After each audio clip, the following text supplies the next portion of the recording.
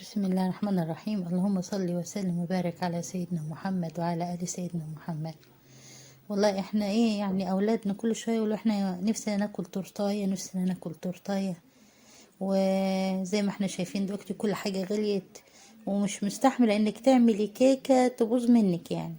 فاحنا التورتايه بتاعتنا النهارده هنعملها بدقيق الاسبونج، بس بطريقة بسيطة جدا يعني.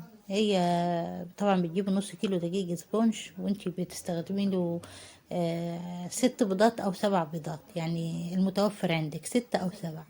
وكيسين الفانيليا زي ما احنا شايفين كده، وذرة ملح. وبضرب مقدار البيض ضرب عادي خالص لحد ما يعني يختلط الصفار والبياض مع بعض زي ما احنا شايفين، ويعمل زي فوم ورغوة كده يعني عندي. يعني مش مطلوب مني اقعد اضرب الضرب الشديد في البيض بطريقة يعني لا، زي ما احنا شايفين. بعد كده بضيف نص كيلو دقيق الاسبونج كامل، وبضيف عليه معلقة صغيرة مليانة من البيكنج باودر، البيكنج باودر. وبعد كده بحط نص كوباية او 3/4 كوباية مية، 3/4 كوباية مية دافية. وبعد كده بضرب، ادي الميزة هنا، بضرب حوالي 10 دقايق لحد ما احس ان المقدار بتاعي ملا الطبق كده يعني.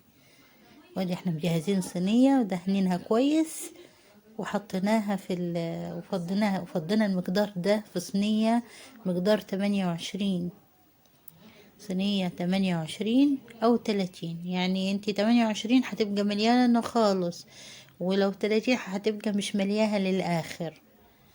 طبعا وانا بحضر دلوقتي الكريمة اللي انا هزوج بيها التورتاية، بتجيبي يعني ربع مثلا كريمة، ربع كامل، وبتضيفي عليه كوباية لبن او كوباية مية، وبتضربيه كويس خالص خالص. ولو احتاج لما بتكون الكريمة عندي خام اللي هي من غير سكر، دي بضيف لها معلقتين سكر بودر وبضربها كويس خالص.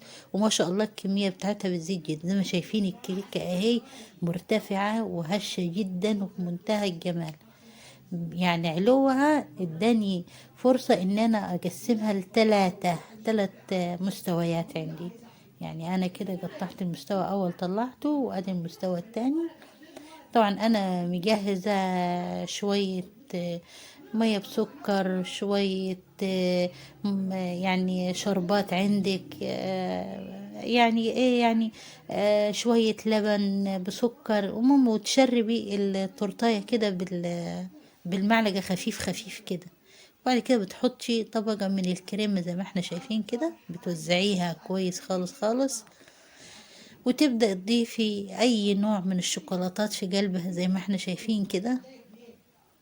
احنا جايبين الشوكولات شيبسي دي يعني بسيطة، حطينا برضو فوقها رشينا شوية، وادي هنا الطبقة التانية وحطينا الكريمة وشوكولات شيبس. وابدأ ازوجها. طبعا انت بتزوجي براحتك بالشكل اللي يريحك.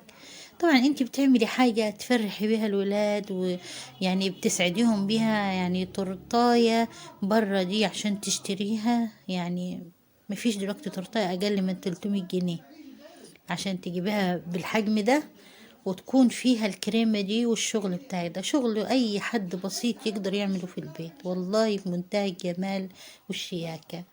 يعني ما تنسوناش في الشير واللايك لقناة نانو مامتها عشان نقول لكم اسهل طرق انك تعملي بيها تورتاي. شكرا.